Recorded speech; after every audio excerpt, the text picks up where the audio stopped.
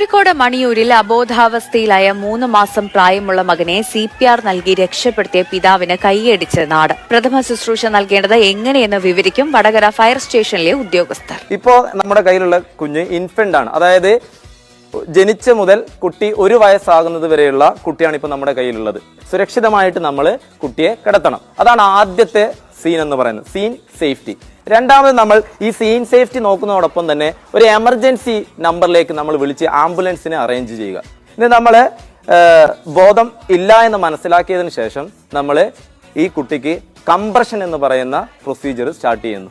Compression ചെയ്യുന്ന സമയത്ത് കുട്ടിയുടെ നോസിൽ നിന്ന് താഴോട്ടും 2 നിപ്പിളിന്റെയും മധ്യത്തിലായിട്ട് 2 വിരലുകൾ ഉപയോഗിച്ചുകൊണ്ടാണ് കുട്ടികൾക്ക് എന്ത് നൽകേണ്ടത്, കംപ്രഷൻ നൽകേണ്ടത്. അത് 15:2. 15 തവണ നമ്മൾ കംപ്രഷൻ ചെയ്യുന്ന സമയത്ത് 2 റെസ്ക്യൂ ബ്രീത്ത് കുട്ടികൾക്ക് നൽകണം.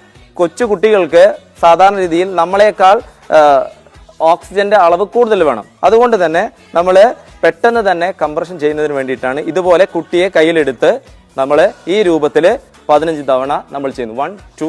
കുട്ടിക്ക് എന്തെങ്കിലും റെസ്പോൺസ് ഉണ്ടാകുന്നത് വരെയോ അല്ലെങ്കിൽ ഒരു ആംബുലൻസ് നമ്മൾ അടുത്ത് എത്തുന്നത് വരെയോ അല്ലെങ്കിൽ ആംബുലൻസിൽ നിന്ന് നമ്മൾ ഒരു സ്പെഷ്യലൈസ്ഡ് ആയിട്ടുള്ള ഡോക്ടേഴ്സിൻ്റെ അടുത്ത് എത്തുന്നവരെയോ ഈ പ്രവർത്തനം നമ്മൾ ചെയ്തുകൊണ്ടേയിരിക്കണം. ചോക്കിംഗ് എന്ന് പറയുന്നത് മുലപ്പാൽ കുടുങ്ങിയിട്ടോ അല്ലെങ്കിൽ വേറെ എന്തെങ്കിലും വസ്തുക്കൾ അറിയാതെ എടുത്തിട്ടോ തൊണ്ടയിൽ ഭക്ഷണം ഭാഗികമായി കുടുങ്ങാറുണ്ട്, പൂർണ്ണമായിട്ടും കുടുങ്ങുന്ന അവസ്ഥ വരാറുണ്ട്. കുട്ടിയെ ഇതുപോലെ നമ്മുടെ കൈവെള്ളയിലേക്ക് കുട്ടിയെ മലർത്തി കിടത്തുന്നു.